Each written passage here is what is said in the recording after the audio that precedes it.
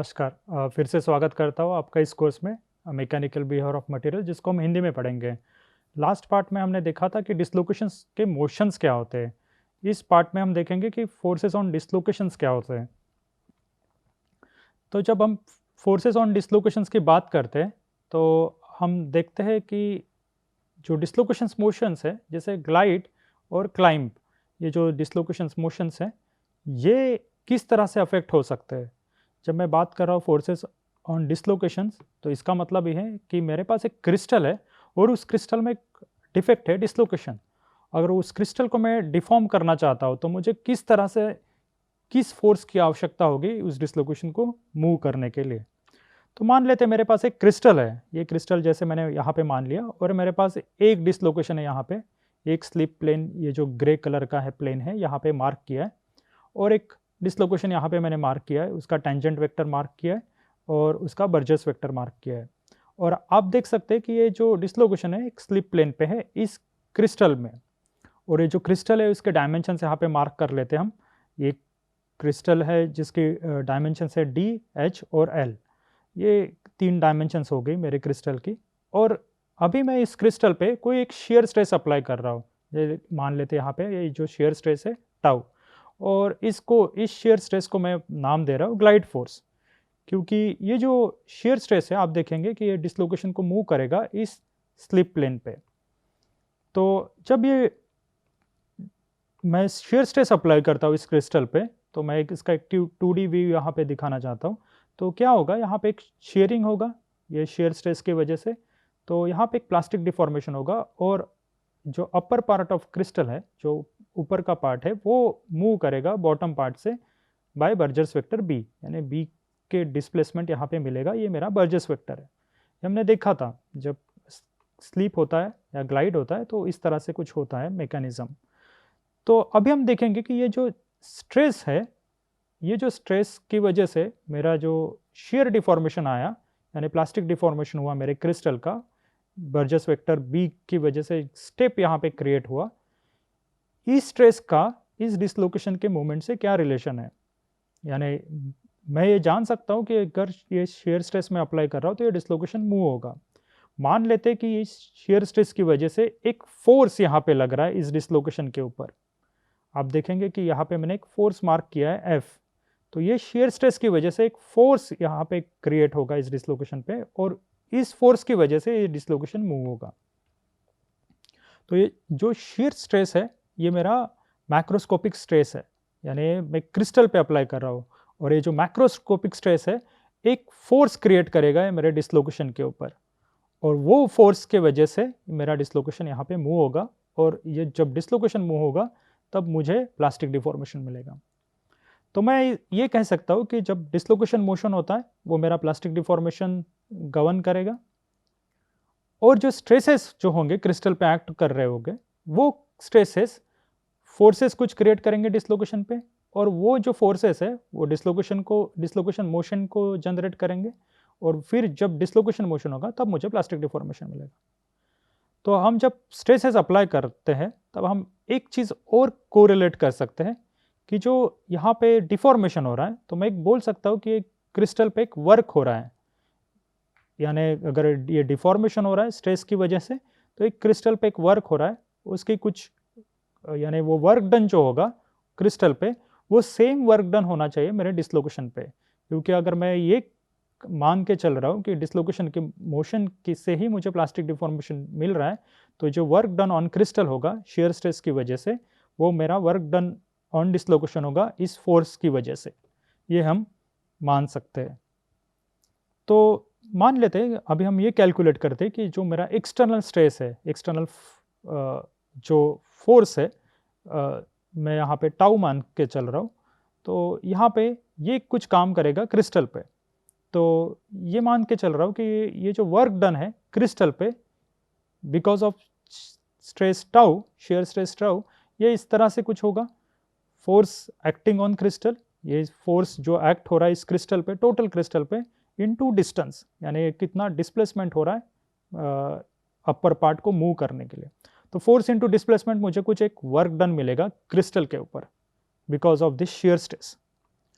अभी ये फोर्स मैं इस तरह से लिख सकता हूँ, अगर मुझे शेयर स्ट्रेस पता है और ये शेयर स्ट्रेस किस प्लेन पे एक्ट कर रहा है, ये एक्ट कर रहा है इस टॉप प्लेन पे, तो आप देखेंगे या इस प्लेन पे एक्ट कर रहा है, तो ये प्लेन की डायमेंशंस है L और D। तो अगर मैं इसका एरिया निकाल लूँगा इस प्लेन का और उसको इस स्ट्रेस से मल्टीप्लाई करूँगा तो मुझे एक फोर्स मिलेगा। तो ये ही यहाँ पे लिखा हुआ है। तो tau into L into D ये हो गया एरिया इस प्लेन का, और ये जो डिस्प्लेसमेंट है, डिस्टेंस क्या होगा, यहाँ पे मेरा अपर पार्ट जो मूव हो रहा है क्रिस्टल का बर्जस वेक्टर बी से, या ये जो डिस्प्लेसमेंट वेक्टर है बी, यहाँ पे इस तरह से मैं मार्क किया, तो ये हो गया मेरा total work done by external shear stress. ये आ जाएगा टाउ एल डी और बी। अभी देखते हैं कि इस फोर्स के वजह से डिसलोकेशन पे क्या वर्क डन हो रहा है। तो मान लेते हैं ये जो फोर्स एक्ट कर रहा है इस डिसलोकेशन के ऊपर, क्योंकि हम यहाँ पे शेयर स्ट्रेस अप्लाई कर रहे हैं, तो एक फोर्स यहाँ पे जनरेट होगा डिसलोकेशन के ऊपर, उसको मैं एफ मान के चल रहा हूँ। उसके वजह से एक डिसलोकेशन की मोशन होगी, तो उस ये डिसलोकेशन के ऊपर भी एक वर्क डन होगा, उसको हम कैलकुलेट करते हैं। इसको मैं बोल रहा हूँ work done on displacement due to force F, यानी फोर्स एफ की वजह से जो डिसलोकेशन के ऊपर वर्क हो रहा है वो इस तरह से मैं रिप्रेजेंट कर रहा हूँ, और वो मैं इस तरह से लिख सकता हूँ एफ इंटू डी। आप मान के चलिए जैसे ये डिसलोकेशन है, अगर ये पूरा डिस्टेंस ट्रैवर्स करता है, यानी पूरा डिस्टेंस मूव होता है यहाँ से, ये पूरा डी अगर डिस्टेंस मूव हो रहा है तभी जाके हमें एक डिस्प्लेसमेंट बी मिलेगा। तो ये फोर्स इंटू ये जो डिस्टेंस है ये मुझे दे रहा है work done on displacement due to force F, ये एफ इंटू डी आ जाएगा। अभी आप देखेंगे ये अगर ये वर्क डन और ये वर्क डन सेम है, क्योंकि जब मैं बी को पूरा डिस्टेंस डी ट्रैवर्स करके लाऊंगा यहाँ से इस एंड से इस एंड तक, तब मुझे डिस्प्लेसमेंट बी मिलेगा, ये पूरे क्रिस्टल के लिए, अपर पार्ट के क्रिस्टल के लिए। तो ये मैं इक्वेट कर सकता हूँ। तो अगर मैं ये इक्वेट करूँगा तो मुझे कुछ इस तरह से मिलेगा, यानी ये दो क्वांटिटी को मैं इक्वेट कर रहा हूँ और मुझे मैं इस तरह से अरेंज कर रहा हूँ F upon L is equal to tau into B. अब देखेंगे कि जो एल है, यानी क्रिस्टल का एल यहाँ पे मैंने मार्क किया है, ये एल जो है ये लेंथ ऑफ डिसलोकेशन भी है यहाँ पे, क्योंकि हम यहाँ पे एक स्ट्रेट डिसलोकेशन ही कंसिडर कर रहे हैं। तो ये जो एल है ये मेरा लेंथ ऑफ डिसलोकेशन है, और ये जो फोर्स है ये force acting on a dislocation है। तो ये जो पार्ट हो जाएगा ये फोर्स अपॉन लेंथ हो जाएगा, और ये मिलेगा टाउ, यानी ये एक्सटर्नल स्ट्रेस है यहाँ पे मैंने अप्लाई किया, इंटू बर्जस वेक्टर, जो डिसलोकेशन का बर्जस वेक्टर है बी।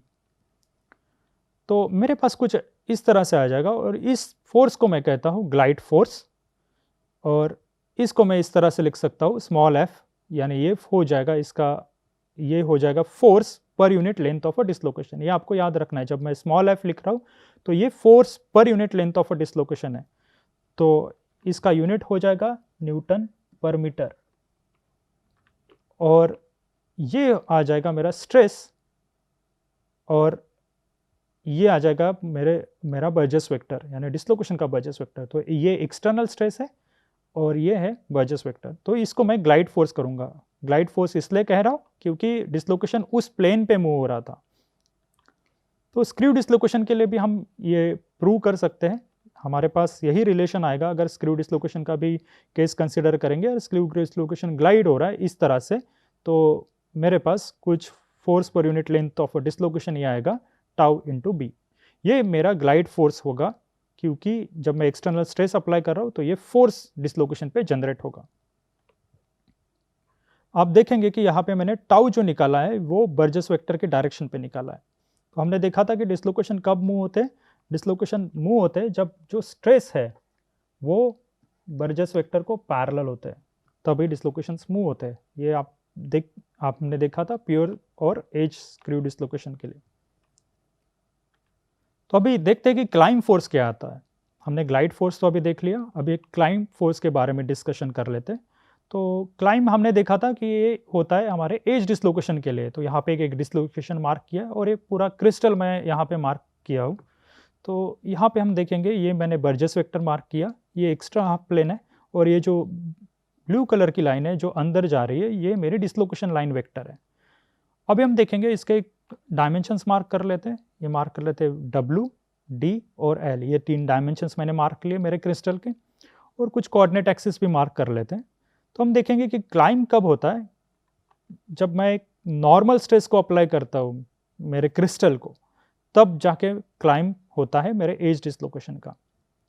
तो ये मैंने सिग्मा एक्स एक्स एक नॉर्मल स्ट्रेस मार्क कर लिया, क्योंकि ये जो स्ट्रेस है ये परपेंडिकुलर है मेरे एक्स प्लेन को, या ये अलॉन्ग एक्स डायरेक्शन है, इसलिए मैं इसको सिग्मा एक्स एक्स एक नॉर्मल स्ट्रेस है, और इसको मैं सिग्मा लिख रहा हूँ क्योंकि एक ही स्ट्रेस यहाँ पे प्रेजेंट है, तो इसको मैं सिग्मा मार्क कर रहा हूँ यहाँ पे। पर आप ध्यान रखिए क्योंकि ये जो स्ट्रेस है नॉर्मल स्ट्रेस है, तो सिग्मा एक्स एक्स एक नॉर्मल स्ट्रेस है वो जो एक्ट हो रहा है मेरे एक्स्ट्रा हाफ प्लेन पे। आप देखिएगा कि ये जो एक्स्ट्रा हाफ प्लेन है इस पे ये एक्ट हो रहा है मेरा सिग्मा जो स्ट्रेस नॉर्मल स्ट्रेस है, क्योंकि ये जो प्लेन है ये परपेंडिकुलर है इस स्ट्रेस को, और इसके वजह से एक फोर्स एक्ट होगा इस डिसलोकेशन लाइन पे। वो कुछ मैंने इस तरह से मार्क किए एफ, क्योंकि हमें पता है हम क्लाइंब फोर्स निकाल रहे हैं, तो क्लाइंब मेरा डिसलोकेशन का क्या होगा, ये मेरा ग्लाइड प्लेन हो जाएगा जो अलोंग एक्स डायरेक्शन होगा, ये मेरा ग्लाइड प्लेन हो जाएगा। ये हमने देखा था, ये एक ऐसे कुछ ग्लाइड प्लेन होगा, और मेरा डिसलोकेशन एक क्लाइंब अप होगा या क्लाइंब डाउन होगा। तो एक फोर्स मैंने मार्क किया है इस तरह से वाई डायरेक्शन पे।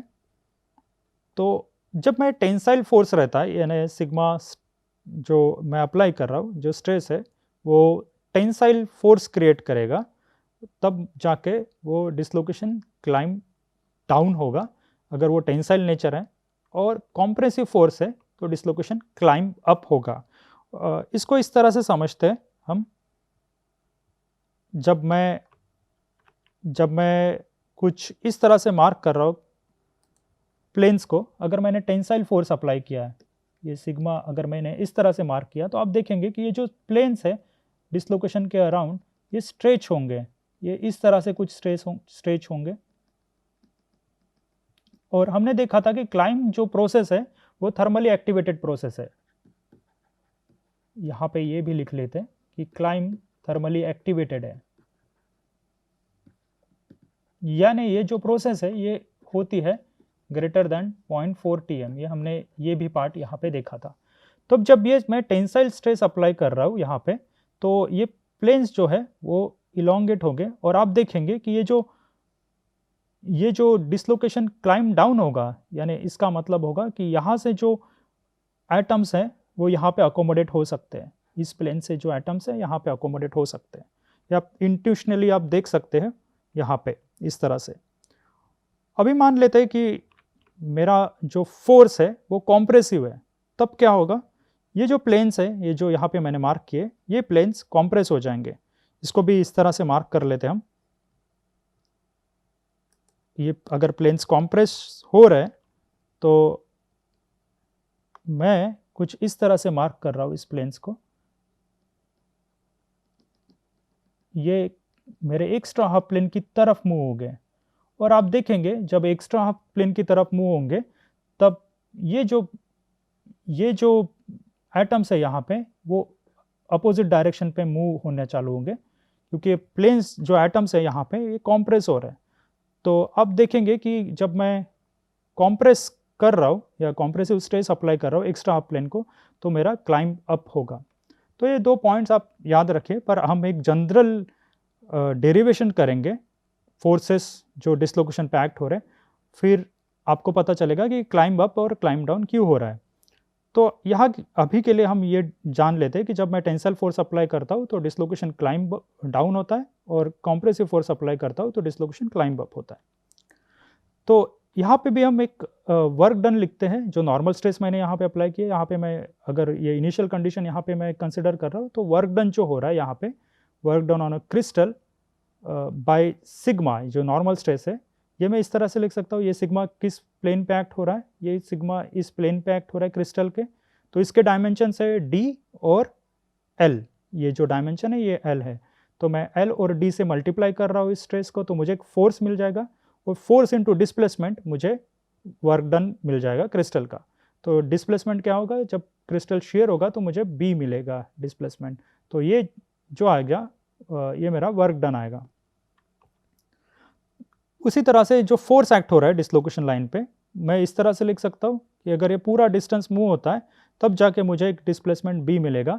तो ये force acting on dislocation into d मुझे work done on a dislocation by force F ऐसे मिलेगा, यानी फोर्स की वजह से जो डिसलोकेशन के ऊपर वर्क डन हो रहा है ये मिलेगा। अगर ये दोनों इक्वल है, इक्वल मैं कर सकता हूँ जब ये b यानी डिसलोकेशन पूरा मूव होगा ये पूरा लेंथ, तब जाके मुझे एक स्टेप b मिलेगी।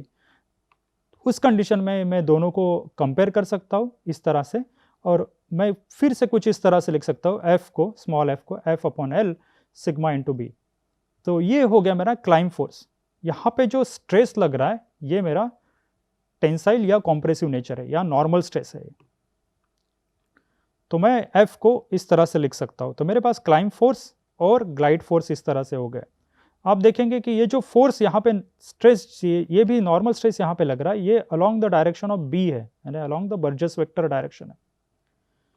पर ये हो गया मेरे क्लाइंब और ग्लाइड फोर्स, ये मेरे प्योर एज और प्योर स्क्रू के लिए हो गए।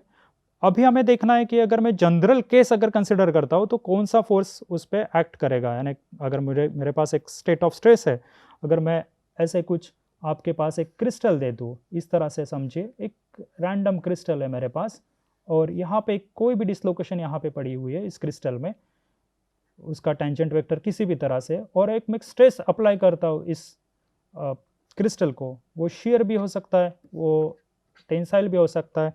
इस तरह से अगर कॉम्बिनेशन है तो ये कॉम्बिनेशन ऑफ जो स्ट्रेसेस है, इन कॉम्बिनेशन की वजह से इस डिसलोकेशन पे क्या फोर्स एक्ट होता है ये अभी हमें देखना है। ये तो हमें एक कंसेप्चुअल देखा था, यहाँ पे एक कंसेप्ट आपको याद रखनी है कि जो फोर्स डन है, फोर्स एक्टिंग ऑन डिसलोकेशन और फोर्स और work done on a dislocation due to force F या work done on a crystal due to stress sigma, ये दोनों इक्वल है। यही कंसेप्ट हम आगे जाके भी इस्तेमाल करेंगे। ये था मेरा क्लाइंब फोर्स। अभी हम एक एग्जाम्पल देखते हैं कि फोर्सेस ऑन अ डिसलोकेशंस होते क्या है। तो मान लेते हैं मेरा एक क्रिस्टल है और ये मैंने एज डिसलोकेशन यहाँ पे कंसिडर किया है। ये हो गया x1 x2 x3, ये मैंने डायरेक्शंस मार्क कर लिए मेरे, और यहाँ पे एक मैंने general state of stress consider किया है। तो ये जनरल स्ट्रेस स्टेट है मेरे पास। तो यहाँ पे अगर हम देखेंगे तो सिग्मा 11 किस डायरेक्शन में होना चाहिए, आप अभी हम फिर से इसको लिख लेते हैं। तो सिग्मा 11 मेरा इस डायरेक्शन में होना चाहिए। हमने देखा था कि सिग्मा 11 क्या रिप्रेजेंट करेगा, along one acting on one plane along one direction। Sigma 12 इस तरह से एक्ट होगा। आप देखेंगे सिग्मा 12 मेरे वन प्लेन पे along टू डायरेक्शन, तो ये मेरा सिग्मा 12 होगा। उसी तरह सिग्मा 13 इस तरह से होगा। उसी तरह से हम बाकी के स्ट्रेसेस हम लिख सकते हैं। तो यहाँ पे मैं दो ही स्ट्रेस मार्क करूँगा, क्योंकि यहाँ पे लास्ट स्लाइड में मैंने बोला था कि जो स्ट्रेस अलोंग बी डायरेक्शन पे कौन से एक्ट हो रहे हैं आपको वो देखने हैं। तो यहाँ पे कौन से स्ट्रेस एक्ट हो रहे हैं अलोंग बी डायरेक्शन, ये प्लेन मेरा कौन सा है, ये प्लेन मेरा है वाई प्लेन या x2 प्लेन या प्लेन 2 है यहाँ पे, क्योंकि ये x2 डायरेक्शन को परपेंडिकुलर है, तो मेरा x2 प्लेन है। तो यहाँ पे जो स्ट्रेसेस लगेंगे, तो एक जो स्ट्रेस लग रहा है यहाँ पे, ये लग रहा है सिग्मा 11, क्योंकि यहाँ पे अगर मैं देखूंगा ये एज डिसलोकेशन है, ये एज डिसलोकेशन, तो इसका हाफ प्लेन इस तरह से होगा, और ये जो नॉर्मल स्ट्रेस लग रहा है सिग्मा 11, ये इस हाफ प्लेन को नॉर्मल है, तो ये एक प्लेन लग रहा है। अगर शेयर स्ट्रेस की बात करूंगा तो शेयर स्ट्रेस मेरा जो प्लेन 2 पे लग रहा है, ये मेरा 2 प्लेन था और अलोंग वन डायरेक्शन, ये मेरा सिग्मा 21 हो जाएगा। अगर मैं इस प्लेन पे बात करूंगा तो ये मेरा सिग्मा 22 हो जाएगा, और ये हो जाएगा मेरा सिग्मा 21, और ये हो जाएगा सिग्मा 23। उसी तरह से बाकी आप जो स्ट्रेस कंपोनेंट्स है ये मार्क कर सकते हैं। पर आप देखेंगे कि यहाँ पे जो स्ट्रेसेस है, दो ही स्ट्रेस बर्जेस वेक्टर के डायरेक्शन पे हैं, वो है सिग्मा 21 और सिग्मा 11। तो हम ग्लाइड फोर्स जब बात करते हैं तब ग्लाइड फोर्स क्या करेगा, मेरे इस डिसलोकेशन को ग्लाइड करेगा इस प्लेन पे, ये स्लिप प्लेन पे। तो स्ट्रेस एक्टिंग अलॉन बी कौन सा है यहाँ पे ग्लाइड के लिए, तो ग्लाइड के लिए स्ट्रेस एक्टिंग अलॉन बी, हमने देखा था कि शेयर स्ट्रेस जो एक्ट कर रहा है वो ग्लाइड करेगा मेरे इस डिसलोकेशन को। तो सिग्मा 2-1 जो है वो शेयर स्ट्रेस है, वो इस डिसलोकेशन को ग्लाइड करेगा इस प्लेन पे, और इसी प्लेन पे वो लग रहा है। और क्लाइंब जो रहेगा वो stress acting perpendicular to extra half plane. तो हमने एक्स्ट्रा हाफ प्लेन यहाँ पे निकाला था, और ये जो सिग्मा 1-1 है वो इस प्लेन को परपेंडिकुलर है। तो हम देखेंगे कि अगर मैं ये स्टेट ऑफ स्ट्रेस लिखता हूँ तो कौन से स्ट्रेस मेरे डिसलोकेशन को मूव करेगा, यानी इस स्टेट ऑफ स्ट्रेस में कौन से कंपोनेंट्स हैं जो मेरे डिसलोकेशन को मूव कर सकते हैं। तो सिग्मा 1-2 तो नहीं होगा, सिग्मा 1-1 ज़रूर होगा, क्योंकि यहाँ पे हमने देखा सिग्मा 1-1 मूव करेगा मेरे डिसलोकेशन को, ये एक्स्ट्रा हाफ प्लेन को परपेंडिकुलर है। सिग्मा 1-3 नहीं करेगा क्योंकि इस प्लेन में नहीं एक्ट हो रहा है, क्योंकि ये सिग्मा 1-3 आप देखेंगे कि ये इस डायरेक्शन में एक्ट हो रहा है। सिग्मा 2-1 इस प्लेन में एक्ट हो रहा है अलॉन्ग डायरेक्शन बी, तो सिग्मा 2-1 मेरे डिसलोकेशन को मूव करेगा। सिग्मा 2-3 यहाँ पे आप देखेंगे कि ये इस डायरेक्शन में एक्ट कर रहा है, तो ये भी नहीं होगा। सिग्मा 3-1 कहाँ पे है, सिग्मा 3-1 भी मार्क कर लेते हैं कि सिग्मा 3-1 ये जो प्लेन है, ये जो प्लेन होगा इस डायरेक्शन में सिग्मा 3 अलॉन्ग 1 डायरेक्शन, तो ये इस प्लेन पे एक्ट हो रहा है और 1 डायरेक्शन पे एक्ट हो रहा है।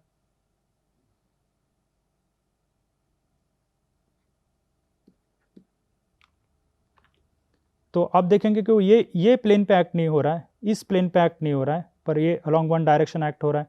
तो स्लिप प्लेन पे नहीं एक्ट हो रहा है, क्योंकि स्लिप प्लेन तो मेरा परपेंडिकुलर है इस प्लेन को। तो आप देखेंगे कि सिग्मा 3-1 ये प्लेन है और सिग्मा 2-1 ही इसी प्लेन पे एक्ट हो रहा है। तो सिग्मा उसी तरह से आप सिग्मा 3-2 को देख सकते हैं या सिग्मा 3-3 को देख सकते हैं, ये दोनों भी एक्ट नहीं करेंगे, सिग्मा 2-2 भी एक्ट नहीं करेगा। तो हमारे पास दो कंपोनेंट्स है स्ट्रेस स्टेट के जो इस डिसलोकेशन को मूव कर सकते हैं, और एक करेगा ग्लाइड, जो ग्लाइड करेगा वो रहेगा सिग्मा 2-1 क्योंकि ये शेयर स्ट्रेस है, और क्लाइंब करेगा ये है सिग्मा 1-1, ये रहेगा मेरा क्योंकि ये नॉर्मल स्ट्रेस है, और ये मेरे डिसलोकेशन को क्लाइंब करेगा। तो ये हो गए मेरे फोर्सेस ऑन डिसलोकेशंस। अभी हम जनरल स्टेट देखते हैं, पीच कोहलर इक्वेशन। तो मैंने पहले बात की थी, अगर मेरे पास जनरल स्टेट है और मेरे पास एक रैंडम डिसलोकेशन है, वो उस डिसलोकेशन पे कौन से फोर्सेस एक्ट होंगे, पहले हम उसका डेरिवेशन देखेंगे, फिर उसकी एप्लीकेशन देखेंगे इस इक्वेशन को।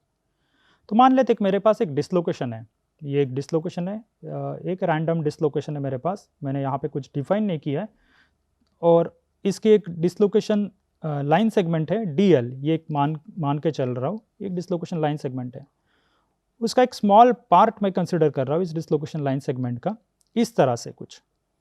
तो अगर मैं इस तरह से मार्क कर रहा हूँ, तो अगर मैं डिसलोकेशन लाइन इसको मान के चल रहा हूँ, तो ये टेंजेंट वेक्टर है मेरा, तो एक मेरा टेंजेंट वेक्टर इस तरह से होगा।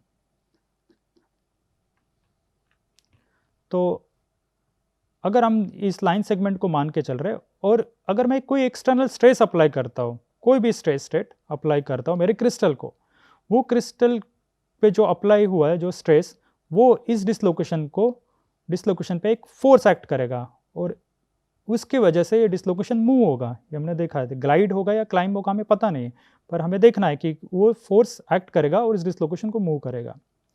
तो मान लेते कुछ इस डायरेक्शन में मूव कर रहा है, यानी मेरा डिसलोकेशन DR डिस्प्लेसमेंट हो रहा है इस डायरेक्शन में। तो कुछ इस तरह से अगर मेरा डिसलोकेशन का मूवमेंट हुआ, ये स्मॉल सेगमेंट ही बढ़ा है यहाँ पे, यही इस तरह से हुआ, और एक एरिया एक ट्रैवर्स करेगा वो DA, इसको मैं मान लेता हूँ स्मॉल एरिया DA। तो अगर ये काफ़ी छोटा एरिया है DA, तो मैं कुछ इस तरह से लिख सकता हूँ DA को DL इंटू DR, क्योंकि अगर हम देखेंगे कि यहाँ पे ये जो हमने पहले भी बात की थी कि अगर डिसलोकेशन मूव होता है टेंजेंट वेक्टर को परपेंडिकुलर मूव होता है, तो इस तरह से हम मान के चलेंगे कि एक क्रॉस सेक्शन एरिया जो बन रहा है वो रेक्टेंगुलर क्रॉस सेक्शन एरिया, तो ये DL क्रॉस DR हो जाएगा मेरे पास जो एरिया आएगा। और अगर मैं इस प्लेन को कंसिडर करूंगा, जब ये प्लेन जब की मैं बात करूंगा, तो ये इसका मैं एक नॉर्मल निकाल सकता हूँ। नॉर्मल इस तरह से लिख सकता हूँ कि अगर मेरे पास क्रॉस प्रोडक्ट पता है तो मुझे एक वेक्टर मिल जाएगा, और उसका मैग्नीट्यूड से मैं डिवाइड कर दूंगा, तो मेरे पास एक प्लेन नॉर्मल मिल जाएगा। तो ये जो एरिया है ये मैग्नीट्यूड है, और यहाँ पे मुझे एक प्लेन नॉर्मल मिल रहा है, तो इस प्लेन की लोकेशन भी मैं बता सकता हूँ। ये नॉर्मल के डायरेक्शन से जो परपेंडिकुलर रहेगा वो मेरा एरिया का लोकेशन रहेगा। अभी टी अगर मैं मान के चलता हूँ, टी यूनिट वेक्टर है अलोंग डिसलोकेशन लाइन, तो इसको मैं इस तरह से लिख सकता हूँ। ये मेरे पास स्मॉल लेंथ मैंने डीएल मार्क की थी, तो ये डिवाइडेड बाय इसका मैग्नीट्यूड, ये मेरे पास आ जाएगा यूनिट वेक्टर अलोंग टी। मान के चलते हैं कि एक फोर्स पर लेंथ ऑफ अ डिसलोकेशन है, इसके वजह से ये मूवमेंट हुई है डिसलोकेशन लाइन सेगमेंट की, ये है एफ एल। एक लाइन सेगमेंट पे एक्ट कर रहा है, इसलिए मैं इसको एफ एल मान के चल रहा हूँ। अभी अगर एक स्ट्रेस है जो क्रिस्टल पे एक्ट कर रहा है, ये हमने देखा था कि अगर एक क्रिस्टल स्ट्रेस टेंसर जो है वो एक क्रिस्टल पे एक्ट कर रहा है, वो एक फोर्स क्रिएट करेगा। ये स्ट्रेस की वजह से एक ट्रैक्शन तैयार होगा। अगर मैं देखूंगा, अगर क्रिस्टल मूवमेंट देखूंगा तो एक ट्रैक्शन तैयार होगा। ट्रैक्शन कैसे तैयार होगा? एक ट्रैक्शन तैयार होगा जो क्रिस्टल के नीचे का एरिया है वो एक ट्रैक्शन फोर्स तैयार करेगा, ये अबव एरिया पे ऊपर। और उस ट्रैक्शन को मैं इस तरह से कुछ लिख सकता हूँ, स्ट्रेस और एन, ये जो एन है ये है मेरा इस एरिया का नॉर्मल। तो अगर ये मुझे एरिया का नॉर्मल पता है तो मैं, या सरफेस का नॉर्मल पता है, तो मैं ट्रैक्शन निकाल सकता हूँ उस सरफेस पे कितना लग रहा है। तो इसको इस तरह से मैथमेटिकली भी लिख सकते हैं, ये होता है फोर्स अपॉन एरिया। इसको मैं मान के चलता हूँ कंसेप्चुअली, अगर आप देखेंगे कि ये जो फोर्स अपॉन एरिया जो एक्ट हो रहा है, स्ट्रेस एक्ट हो रहा है, ये क्रिस्टल नीचे वाले जो क्रिस्टल की वजह से ऊपर वाले क्रिस्टल पे जो स्ट्रेस लग रहा है, इसको मैं ट्रैक्शन कह सकता हूँ। और उसको मैं मैथमेटिकली इस तरह से कुछ लिख सकता हूँ। इसको भी हम समझेंगे अभी थोड़ी देर में। तो मैं लिख सकता हूँ कि फोर्स ड्यू टू ट्रैक्शन कुछ इस तरह से। तो फोर्स ड्यू टू ट्रैक्शन मैं लिख सकता हूँ, ये ट्रैक्शन लग रहा है इस एरिया पे, तो टी इंटू डी ए, क्योंकि ये एरिया मुझे पता है क्या है। तो ये जो ट्रैक्शन है मैं यानी फोर्स है ट्रैक्शन के द्वारा, ये इस तरह से लिख सकता हूँ, टी इंटू डी ए। तो ट्रैक्शन की वैल्यू अगर मैं यहाँ पे लगता हूँ तो ये हो जाएगा सिग्मा एन, यहाँ से मैं रिप्लेस कर रहा हूँ ये टी को, तो ये यहाँ पे मेरे पास आ जाएगा फोर्स ड्यू टू ट्रैक्शन।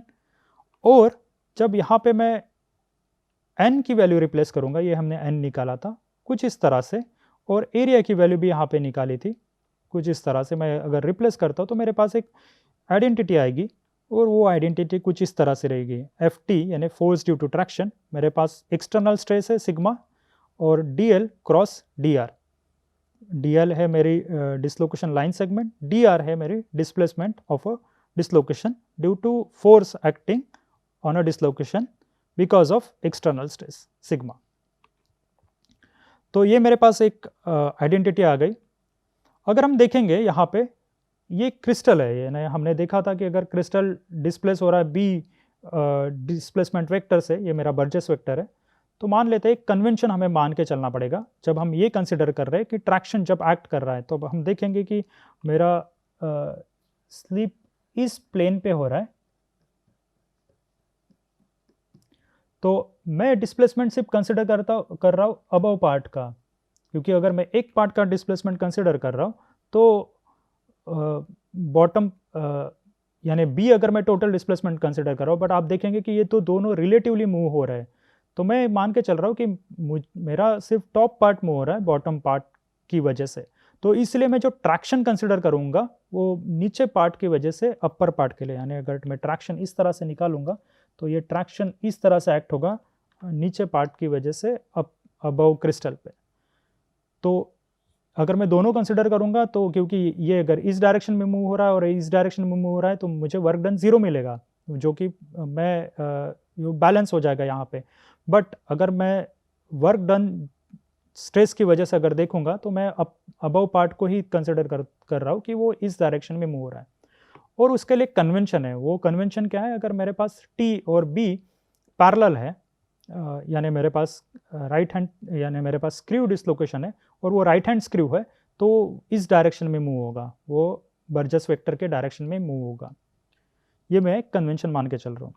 तो ये कन्वेंशन आपको याद भी रखना है अगर कुछ डेरिवेशंस करने हैं डिसलोकेशन मूवमेंट्स के लिए। तो अभी जानते हैं कि simple work done on a crystal क्या होगा। ये जो internal work done on a crystal, मैं इस तरह से बात कर रहा हूँ क्योंकि मैं अबव पार्ट को कंसिडर कर रहा हूँ, एक ही पार्ट को। तो work done on a crystal कुछ इस तरह से लिख सकता हूँ। ये फोर्स मेरे पास आ गया, फोर्स इनटू बी, ये फोर्स मूव करेगा मेरे क्रिस्टल को, अब अबव क्रिस्टल को इस तरह से, ये मेरा आ जाएगा work, internal work done on a crystal, F T into B. तो मैं एफ टी की वैल्यू यहाँ पे लिख लेता हूँ। तो ये कुछ इस तरह से लिख सकता हूँ। अभी मैं ये जो बी है वो इस तरह से इधर ले आऊँगा क्योंकि ये डॉट प्रोडक्ट है। तो मैं वर्क, इंटरनल वर्क डन इस तरह से लिख पाऊँगा, sigma B D L cross D R. तो ये इंटरनल वर्क डन हो गया क्रिस्टल का। अभी मैं एक प्रॉपर्टी इस्तेमाल करूंगा, स्केलर ट्रिपल प्रोडक्ट। अगर मेरे पास कुछ इस तरह से ए डॉट बी क्रॉस सी है तो मैं उसको इस तरह से भी लिख सकता हूँ, ए क्रॉस बी डॉट सी। तो मैं ये टर्म को इस तरह से रीअरेंज कर रहा हूँ, आप देखिएगा, ये sigma dot D L cross D R था, तो मैं इसको लिखूंगा sigma B cross D L dot D R. अगर ये देखूंगा कि जो वर्क डन है, अगर इक्विलिब्रियम कंसिडरेशन करूंगा तो ये बैलेंस होना चाहिए। Work, internal work done by crystal is equal to external work on a crystal. तो अगर ये सेम है तो ये एक्सटर्नल वर्क कुछ इस तरह से आ जाएगा मेरे पास, ये इसकी वैल्यू सेम रहेगी। और ये अगर सेम है तो एक, मैं अभी work done on a crystal मैंने निकाला, अभी work done on a dislocation निकालेंगे। तो मेरे पास force acting on a dislocation है, फोर्स पर unit length of a dislocation है कुछ इस तरह से, और डिसलोकेशन लाइन सेगमेंट मेरे पास कुछ इस तरह से है। और मुझे पता है कि ये डिसलोकेशन मूव हो रहा है डी आर से। तो हमने कुछ इस तरह से लिखा था, ये जो डी एल था ये मूव हो रहा है कुछ डी आर से। तो मेरे पास ये डिस्प्लेसमेंट है और मुझे पता है कि फोर्स इस डिसलोकेशन पे क्या लग रही है, ये मैंने मान के चला था कि ये एफ एल है। तो work done on a dislocation is equal to work, external work on a crystal, यानी ये सिग्मा जो एक्सटर्नल स्ट्रेस एक्ट हो रहा है क्रिस्टल पे, ये और ये समान होना चाहिए। अगर ये समान है तो मैं ये जो आइडेंटिटी है इसको और इस आइडेंटिटी को इक्वेट कर सकता हूँ। अगर मैं इसको इक्वेट कर रहा हूँ तो मेरे पास कुछ इस तरह से रिलेशन आ जाएगा। अगर हम देखेंगे तो यहाँ पे डी आर और डी आर, क्योंकि डिस्प्लेसमेंट है, इसको मैं कैंसल आउट कर सकता हूँ और ये नॉन ज़ीरो होगा, तो इसलिए कट हो जाएगा और आपके पास कुछ इस तरह से आइडेंटिटी आएगी। अगर मैं इसको डी एल को इस तरह से भेजता हूँ इस राइट हैंड साइड पे, ये डिनोमिनेटर में आ जाएगी। तो ये जो टर्म है ये मेरी टेंजेंट वेक्टर है, हमने डिफाइन किया था टेंजेंट वेक्टर को इस तरह से। तो ये आ जाएगा मेरा force acting on a dislocation sigma B cross T. तो यहाँ पे ये जो रिलेशन है इसको हम कहते हैं पिच कोहलर इक्वेशन। ये इक्वेशन ये दर्शाता है, अगर मैंने अभी 2-3 स्लाइड्स पहले कुछ इस तरह से ड्राइंग की थी, अगर मेरे पास कोई भी एक क्रिस्टल है, रैंडम क्रिस्टल है, और कोई भी एक रैंडम प्लेन है, कहीं पे भी एक रैंडम प्लेन है, मान लेते हैं एक प्लेन है मेरे पास, और इसके ऊपर कोई भी डिसलोकेशन है और मैं कोई भी स्टेट ऑफ स्ट्रेस अप्लाई कर रहा हूँ, यानी इसको मैं सिग्मा मान के चल रहा हूँ, इसमें 9 कंपोनेंट्स होंगे, यानी एक स्टेट ऑफ स्ट्रेस मैंने यहाँ पे अप्लाई की, ये मुझे पता चलेगी एक्सटर्नल, ये जो मेरा है ये एक्सटर्नल स्ट्रेस है, इसके वजह से क्या फोर्स एक्ट होगा इस प्लेन पे, ये हमें ये पिच कोहलर इक्वेशन से पता चलता है। तो मुझे क्या पता होना चाहिए, अगर मेरे पास बर्जेस वेक्टर है डिसलोकेशन का और मेरे पास टेंजेंट वेक्टर है मेरे डिसलोकेशन का, तो मैं फोर्स निकाल सकता हूँ, जो मैं अगर स्ट्रेस एक्ट कर रहा हूँ इस क्रिस्टल पे तो मैं एक फोर्स निकाल सकता हूँ। तो यहाँ पे आप देखेंगे ये जो है मैंने डबल लाइन निकाली थी, ये दर्शाता है मेरा सेकंड रैंक टेंसर, जो सिग्मा है वो मेरा सेकंड रैंक टेंसर है। तो ये हो गया मेरा पिच कोहलर इक्वेशन। तो आइए जानते हैं इसकी एप्लीकेशंस क्या है पिच कोहलर इक्वेशन की। तो ये मेरे पास एक मैंने एक क्रिस्टल निकाला है और यहाँ पे एक स्लिप प्लेन है, इस स्लिप प्लेन पे एक एज डिसलोकेशन है इस तरह से, यानी टेंजेंट वेक्टर परपेंडिकुलर है मेरे बर्जेस वेक्टर को, और इसकी कोऑर्डिनेट एक्सिस मैंने मार्क कर ली है। अब एक स्टेट ऑफ स्ट्रेस अप्लाई करते हैं, रैंडम स्टेट ऑफ स्ट्रेस। यहाँ पे आप देखेंगे कि मैंने सिर्फ शेयर स्ट्रेसेस यहाँ पे मार्क किए और यहाँ पे मैंने स्ट्रेस स्टेट लिख ली है यहाँ पे कुछ इस तरह से। आप देखेंगे कि अगर ये मेरे कोऑर्डिनेट एक्सिस है तो मेरे पास नॉर्मल स्ट्रेसेस यहाँ पे 0 है, और जो शेयर स्ट्रेसेस है तो शेयर स्ट्रेसेस मेरे पास सिग्मा 1 2 है, सिग्मा 1 3 है, सिग्मा 2 1 है और सिग्मा 3 1 है। तो यही मेरे पास शेयर स्ट्रेसेस अवेलेबल है। अगर आप इनको आइडेंटिफाई करेंगे तो आपके पास ये स्ट्रेस स्टेट मिल जाएगी। तो आप देखेंगे यहाँ पे कि कौन सा स्ट्रेस, अगर नॉर्मली अगर आप देखेंगे सिंपली तो मेरे पास एक ही स्टेट है जो अलोंग बी डायरेक्शन है, तो ये स्ट्रेस स्टेट है जो प्लेन 2 पे लग रहा है और 1 डायरेक्शन में, तो सिग्मा 2 1। तो मैं डायरेक्टली निकाल सकता हूँ कि सिग्मा 2 1 ही मेरा ग्लाइड करेगा इस डिसलोकेशन को इस प्लेन पे, क्योंकि नॉर्मल नहीं है, तो नॉर्मल स्ट्रेस नहीं है, शेयर स्ट्रेस है, तो ये ग्लाइड करेगा। पर अभी हम पिच कोलर के इक्वेशन से निकालेंगे कि सच में हमें ग्लाइड फोर्स मिलता है कि नहीं मिलता है। तो मैंने बी मार्क कर लिया, तो बी मेरा एक्स डायरेक्शन के अलोंग है, तो मैं कुछ इस तरह से लिख सकता हूँ बी 0 0, और टी जो है टेंजेंट वेक्टर मेरा ये है x3 डायरेक्शन पे, तो इसको मैं लिख सकता हूँ टी 0 0 1। ये यूनिट वेक्टर है तो मैं यहाँ पे 1 लिख सकता हूँ। यहाँ पे b ये जो है ये मैग्नीट्यूड है मेरे बर्जेस वेक्टर की। ये मेरे पास b और t हो गए, और सिग्मा मैंने यहाँ पे लिख लिया है। तो सिग्मा डॉट बी निकालता हूँ। अगर मैं इसका डॉट प्रोडक्ट लूँगा b और सिग्मा का, तो मेरे पास कुछ इस तरह से आएगा 0 सिग्मा 2 1 b सिग्मा 3 1 b। अभी मैं पिच कोहलर इक्वेशन अप्लाई करता हूँ। तो पिच कोहलर इक्वेशन क्या है, FL is equal to sigma B cross T. तो मैं इसका और इसका अगर क्रॉस प्रोडक्ट निकालूंगा तो कुछ मैं इस तरह से क्रॉस प्रोडक्ट लिख सकता हूँ, और आप देखेंगे ये मेरे पास जो आंसर आया है ये सिग्मा 2 1 बी आई। तो आप देखेंगे ये जो आई है ये बता रहा है कि जो फोर्स लग रहा है मेरे डिसलोकेशन पे ये स्टेट ऑफ स्ट्रेस की वजह से, ये अलोंग आई डायरेक्शन लग रहा है। अगर आई डायरेक्शन यानी x1 डायरेक्शन पे आप देखेंगे कि ये डिसलोकेशन इस डायरेक्शन में मूव हो रहा है, और कौन सा कंपोनेंट इसको मूव कर रहा है, ये मूव कर रहा है मेरा ये कंपोनेंट सिग्मा 2 1। और हमने देखा था कि सिग्मा 2 1 ही एक ही कंपोनेंट है इस बी यानी जो अलोंग बर्जेस वेक्टर है, इस डिसलोकेशन के बर्जेस वेक्टर के अलोंग है, ये सिग्मा 2 1 ही है। तो हमने देखा था ये जो मेरा स्ट्रेस लग रहा है ये फोर्स ऑन अ डिसलोकेशन पर यूनिट लेंथ है। तो हमने पिच कोहलर के इक्वेशन के द्वारा भी निकाला है कि सिग्मा 2 1 बी है, ये मेरा ग्लाइड फोर्स यहाँ पे निकलता है। अभी और एक एग्जांपल लेते हैं। मान लेते हैं मेरे पास एक एज डिसलोकेशन है, और यहाँ पे हम अप्लाई करते हैं नॉर्मल स्ट्रेसेस भी, यानी हमने यहाँ पे कुछ शेयर स्ट्रेसेस अप्लाई किए और कुछ नॉर्मल स्ट्रेसेस अप्लाई किए। तो अगर हमने कुछ कंसेप्ट्स देखे थे इसी क्लास में, तो ये मेरा एक्स्ट्रा हाफ प्लेन हो जाएगा इस डिसलोकेशन का, और इस डिसलोकेशन का एक्स्ट्रा हाफ प्लेन जो है यहाँ पे, ये जो नॉर्मल स्ट्रेस लग रहा है यहाँ पे, तो हम देखेंगे कि ये डिसलोकेशन पे क्लाइंब फोर्स एक्ट करेगा, और ये जो शेयर स्ट्रेस है यहाँ पे, ये शेयर स्ट्रेस इस डिसलोकेशन पे ऊपर ग्लाइड फोर्स अप्लाई करेगा। तो इसको समझते हैं। अगर मैंने स्ट्रेस स्टेट इस तरह से लिखा है, अगर जो स्ट्रेस स्टेट मेरे पास ये अवेलेबल है, अगर मैं उनको निकालता हूँ तो मेरे पास है सिग्मा 1 1 सिग्मा 1 2 सिग्मा 2 1 और सिग्मा 2 2। आप इसको निकाल सकते हो। जैसे ये है, ये जो स्ट्रेस है ये सिग्मा 1 1 है, अगर ये निकालूंगा तो ये सिग्मा 2 2 हो जाएगा। ये अगर स्ट्रेस है तो ये सिग्मा 2 प्लेन पे लग रहा है अलोंग 1 डायरेक्शन, तो ये सिग्मा 2 1 हो गया। इसी तरह से ये शेयर स्ट्रेस आप निकाल सकते हो। ये मेरा 1 प्लेन पे लग रहा है, इसको भी लिख लेते हैं हम। तो ये हो जाएगा सिग्मा, ये 1 प्लेन पे लग रहा है और अलोंग 2 डायरेक्शन, तो ये सिग्मा 1 2 हो जाएगा। तो इस तरह से मेरे पास कुछ स्ट्रेस स्टेट है। अभी मैं बी को लिख सकता हूँ। बी को कुछ मैं इस तरह से लिख सकता हूँ बी 0 0, क्योंकि ये अलोंग x1 डायरेक्शन है और t मेरा x3 डायरेक्शन पे है, तो ये यूनिट वेक्टर होगा 0 0 1।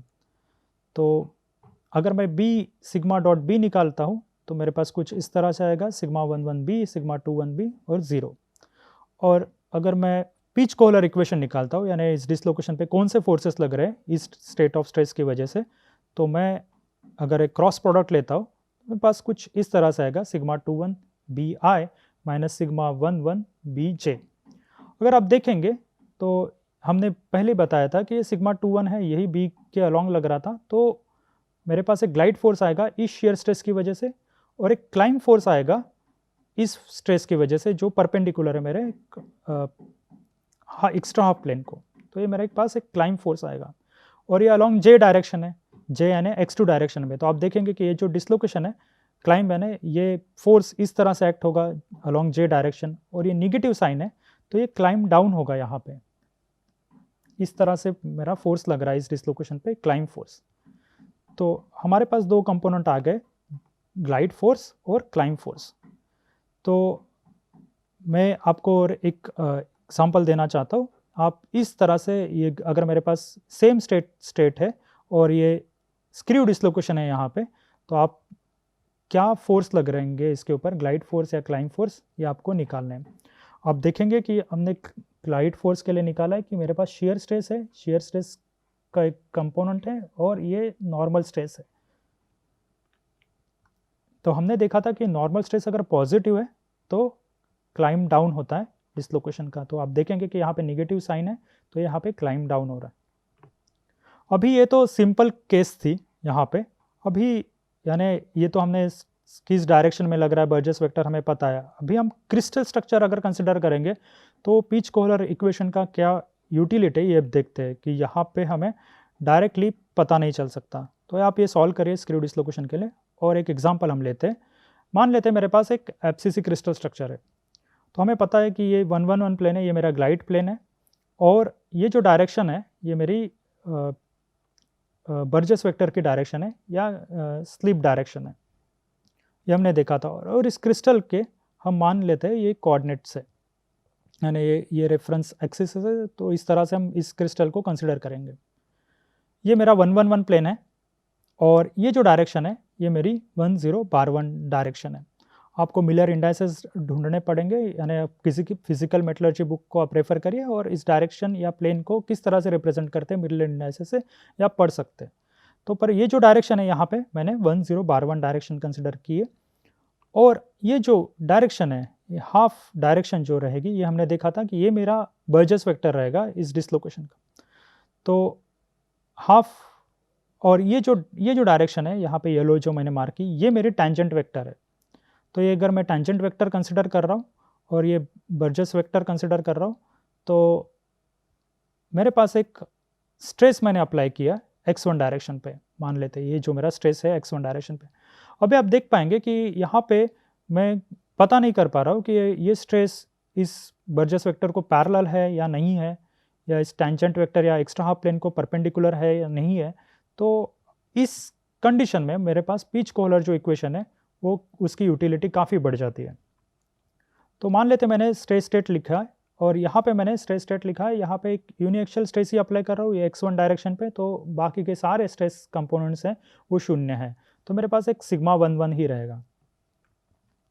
और b जो है वो इस तरह से मैंने लिखा है a/2 10/1। तो ये जो b रहेगा यही जो शॉर्टेस्ट लैटिस ट्रांसलेशन है ये मेरा बर्जेस वेक्टर रहेगा, और ये रहेगा a/2 10/1। और जो टेंजेंट वेक्टर है मैं कुछ इस तरह से लिख सकता हूँ a/√6 1/2 1। तो ये किस तरह से निकालेंगे देखते हैं। तो अगर ये पॉइंट अगर मैं कंसिडर कर रहा हूँ, तो अगर मैं टेंजेंट वेक्टर कुछ इस तरह से कंसिडर कर रहा हूँ, तो आप देखेंगे कि ये जो पॉइंट है ये मेरा x2 डायरेक्शन पे है, तो ये मेरा 0 1 0 हो जाएगा। और ये जो पॉइंट है ये पॉइंट हो जाएगा ये मेरा x3 और x1 प्लेन पे है, तो मेरा x2 यहाँ पे 0 है, ये 1 हो जाएगा और ये हो जाएगा 1। तो ये मेरे पास एक डायरेक्शन, ये दो कोऑर्डिनेट्स है। अगर मैं टेंजेंट वेक्टर को इस तरह से डिफाइन कर रहा हूँ, यानी आप वेक्टर को निकालते हैं तब एंड माइनस बिगिनिंग इस तरह से निकालेंगे, तो मेरे पास ये 1 0 1 माइनस 0 1 0 ये मेरा स्टार्ट है और ये मेरा एंड है। तो मैं इस तरह से लिखूंगा, और ये जो आएगा मेरे पास 1/1 0 इस तरह से आएगा। तो अगर आप देखेंगे तो माफ़ करिए यहाँ पे एक गलती हो गई है, तो इस तरह से इसको थोड़ा सा और अच्छे से समझते हैं। इसको हम इस तरह से लिखते हैं,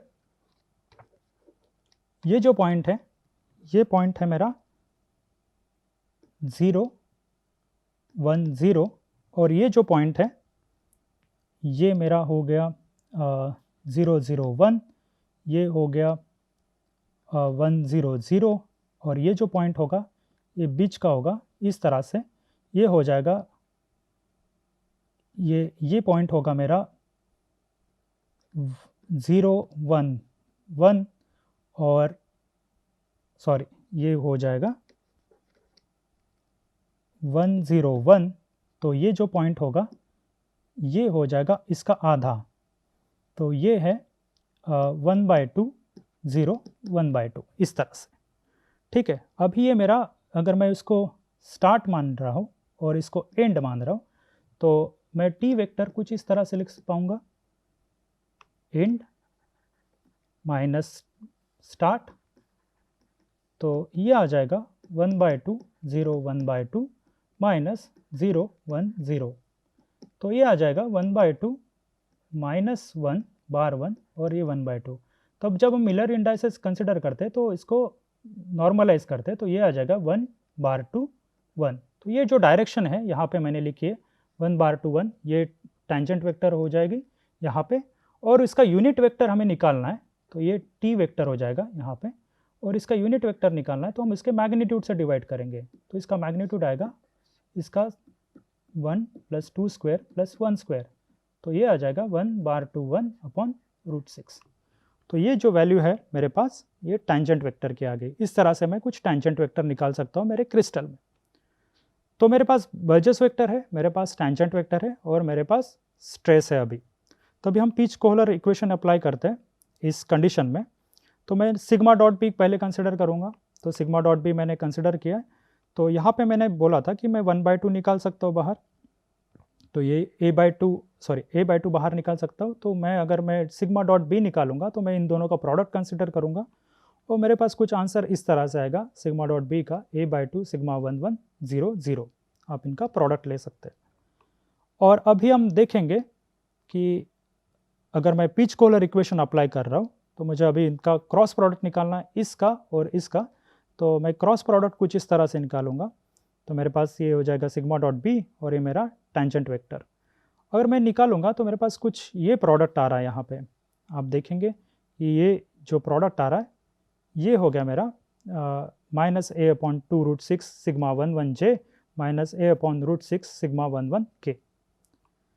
तो अगर यूनिट वेक्टर हम निकालेंगे बर्जेस वेक्टर के अलॉन्ग, तो हम देखेंगे कि अगर ग्लाइड हो रहा है तो ये जो यूनिट वेक्टर है ये a/√2 1 0 बार 1 आएगा।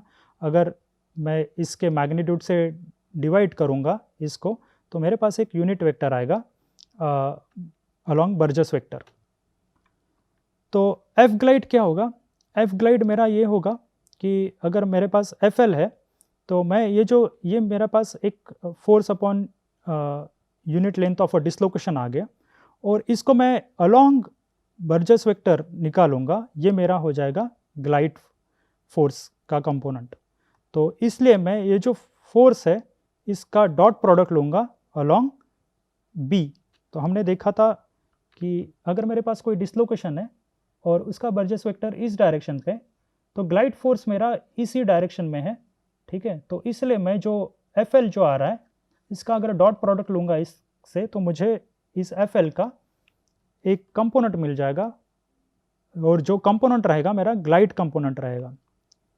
तो आप इस तरह से भी समझ सकते हैं, मैं थोड़ा और सिंप्लीफाई कर देखता हूँ।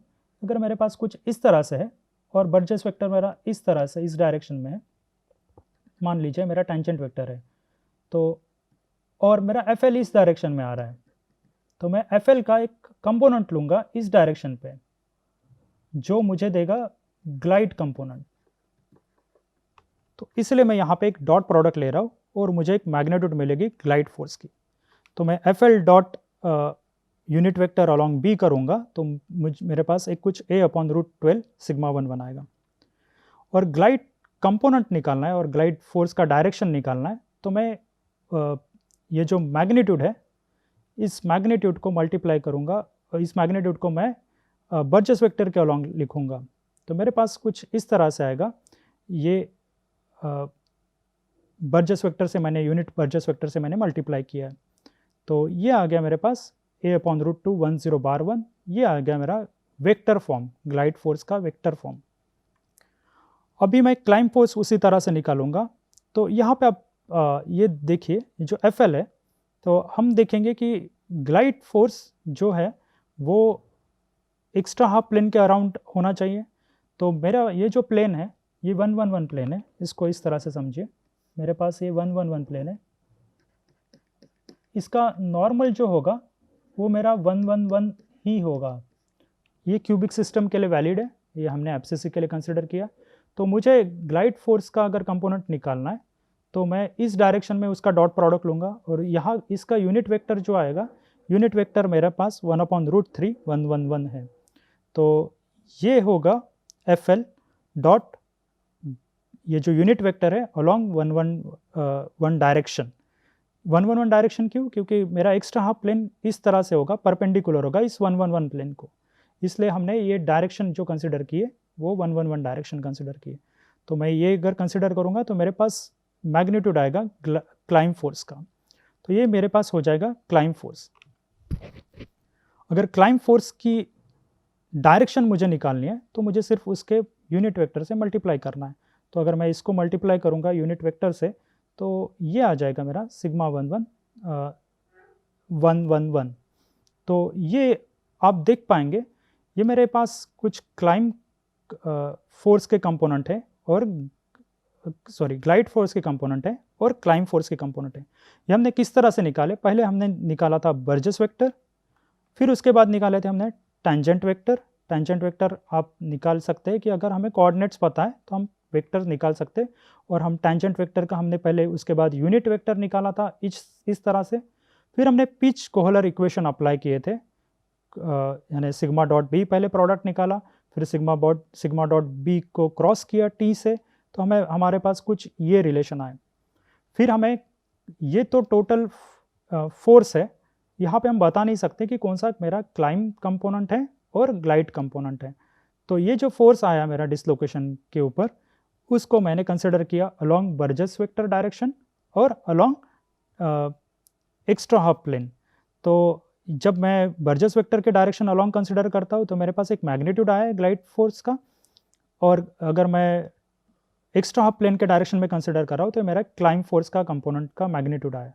और इस मैग्नीट्यूड को मैं यूनिट वेक्टर से मल्टीप्लाई करूँगा तो मेरे पास उसके डायरेक्शंस भी आएंगे। तो अगर ये कंसिडर करूँगा तो मेरे पास ग्लाइड जो फोर्स है वो 10/1 डायरेक्शन में रहेगा, और क्लाइंब फोर्स जो रहेगा वो मेरे 111 डायरेक्शन में रहेगा। तो ये आप देखेंगे कि यहाँ पे एक सिंपल केस नहीं था ये, यानी आप यहाँ पे इंट्यूटिवली नहीं बता पाएंगे कि एक जो फोर्स लग रहा था वो मेरे बर्जेस वेक्टर के अलोंग था या नहीं था। हमें ये डिड्यूस करना पड़ा, यानी निकालना पड़ा कि कौन सा मेरा क्लाइंब कंपोनेंट था और कौन सा मेरा ग्लाइड कंपोनेंट था। तो अभी के लिए मैं यहाँ पे रुकता हूँ। तो आज के पार्ट में हमने देखा था कि जो फोर्स लग रहे हैं, इसको थोड़ा समराइज करते, फोर्स लग रहे हैं डिसलोकेशन के ऊपर, वो हम निकाल सकते हैं पिच कोहलर इक्वेशन से। ये इंपॉर्टेंट रिलेशन है, और पिच कोहलर जो इक्वेशन मिलेगा, जो फोर्स अपॉन पर यूनिट लेंथ ऑफ डिसलोकेशन रहेगा सिग्मा डॉट बी, ये क्रॉस टी इस तरह से आएगा। तो ये फोर्स है, तो ये इस तरह से हमें मिलेगा। तो हमें देखना है कि जब ग्लाइड और क्लाइंब निकालना है, फोर्स का कंपोनेंट, ग्लाइड और क्लाइंब फोर्सेस के कंपोनेंट हमें निकालना है, तब हमें देखना है कि ये जो ग्लाइड फोर्स है ये मैं अलोंग मेरे बर्जेस वेक्टर निकालूंगा, और क्लाइंब जो कंपोनेंट है ये मेरे अलोंग एक्स्ट्रा हाफ प्लेन निकालूंगा। एक्स्ट्रा हाफ प्लेन के लिए आपको उस प्लेन का नॉर्मल कंसिडर करना है सिर्फ।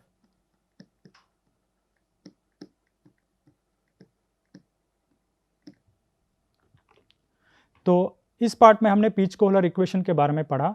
ये इक्वेशन बहुत ही इम्पॉर्टेंट है, क्योंकि आगे जाके हम देखेंगे कि यही इक्वेशन हम इस्तेमाल करेंगे किसी दो डिसलोकेशन के बीच में जो फोर्स है वो निकालने के लिए। अभी के लिए यही रुकता हूँ, धन्यवाद।